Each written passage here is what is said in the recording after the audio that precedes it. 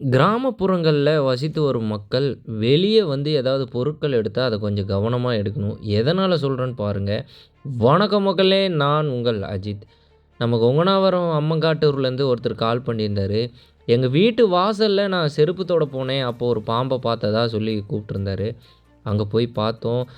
அது ஒரு மோட்டார் சந்துல சுருண்டு படுத்திருந்தது.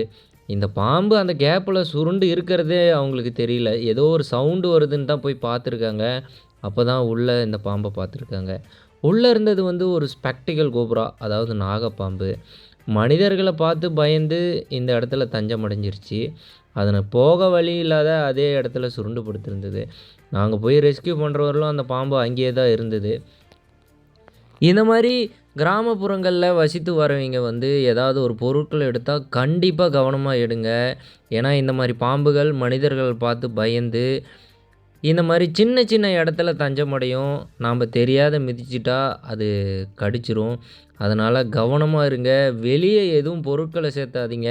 நம்ம சுற்றுப்புறத்த வந்து நாம தான் தூய்மையா வைக்கணும். அப்பதான் இந்த மாரி பாம்புகள் வரத வந்து தவிர்க்க முடியும்.